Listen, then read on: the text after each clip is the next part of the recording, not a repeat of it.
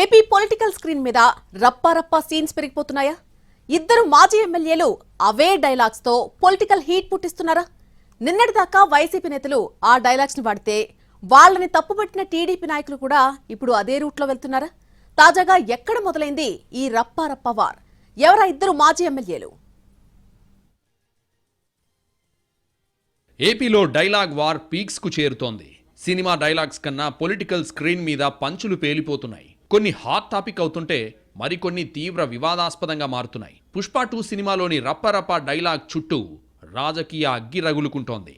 YCP అధ్యక్షుడు జగన్ పల్నాడు టూర్లో మొదలైన డైలాగ్ వివాదం ఇప్పుడు రాయలసీమలోకి ఎంట్రీ ఇచ్చింది. ఈ ప్రాంత నేతలు, ముఖ్యంగా తాడిపత్రి నాయకులు రెగ్యులర్గా చేసుకునే సవాళ్లు, వాడే భాష ఎప్పుడూ చర్చనీయాంశమే. కాకుంటే ఇప్పుడు ట్రెండ్కు తగ్గట్టుగా రప్పారప్పాతో పొలిటికల్ హీట్ పుట్టిస్తున్నారు తాడిపత్రి లీడర్స్. తన ప్రత్యర్థి మాజీ ఎమ్మెల్యే కేతిరెడ్డి పెద్దారెడ్డిని ఉద్దేశించి తాడిపత్రి మున్సిపల్ చైర్మన్, మాజీ ఎమ్మెల్యే జేసీ ప్రభాకర్ రెడ్డి వాడిన పదాల చుట్టూ కొత్త రాజకీయం మొదలైంది నియోజకవర్గంలో. ఎన్నికల ఫలితాల తర్వాత తాడిపత్రి టౌన్లో అడుగుపెట్టేందుకు నానా తంటాలు పడుతున్నారు పెద్దారెడ్డి. దానికోసం కోర్టుకు వెళ్లాల్సొచ్చింది. అయినా శాంతి భద్రతల సమస్య అని చెబుతున్నారు పోలీసులు. తాజాగా ఉన్నట్టుండి టౌన్లోని తన ఇంట్లో ప్రత్యక్షమయ్యారు పెద్దారెడ్డి. దాన్ని ఉద్దేశించి దొడ్డిదారిన తాడిపత్రికి రావడం కాదు, దమ్ముంటే నేరుగా రా, రప్పారప్పా అని నరక్కపోతే అడుగు అంటూ పెద్దారెడ్డికి నేరుగా సవాల్ విసిరారు జేసీ.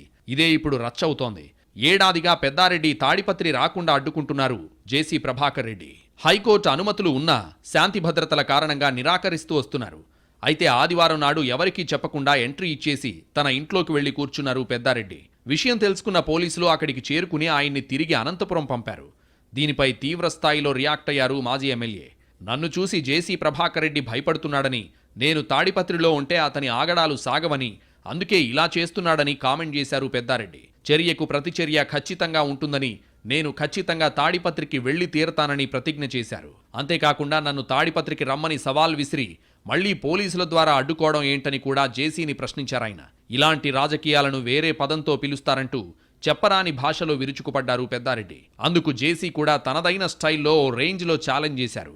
నాకు వైఎస్ఆర్ పార్టీ కార్యకర్తలు శత్రువులు కాదు, మా శత్రువు పెద్దారెడ్డి మాత్రమేనని, ఆయన వెంట ఎవరు వెళ్లినా వాళ్ల భరతం పడతానంటూ వార్నింగ్ ఇచ్చారు. తాడిపత్రికి దొంగతనంగా వచ్చావని, దొరతనంగా రాలేదని, నువ్వు ఎప్పుడు ఇక్కడికొచ్చినా మా కార్యకర్తలు నిన్ను రప్పరప్పా చేస్తారంటూ అదే డైలాగ్ను 4 సార్లు చెప్పి మరీ పెద్దారెడ్డిని హెచ్చరించారు. అంతటితో ఆగకుండా తాడిపత్రిలో పెద్దారెడ్డి ఇంటిని మా కార్యకర్తలు జేసీబీలతో కూల్చివేస్తారని వార్నింగ్ ఇచ్చారు.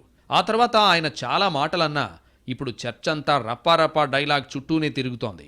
నిన్నటిదాకా వైసీపీ నేతలు మాత్రమే దాన్ని వాడారని, అదేం భాష అంటూ వాళ్ళని ఆక్షేపించిన టీడీపీ ఇప్పుడు తమ నేత వాడుతున్న భాషను ఎలా సమర్థించుకుంటుందని ప్రశ్నిస్తున్నారు ఫ్యాన్ పార్టీ కార్యకర్తలు.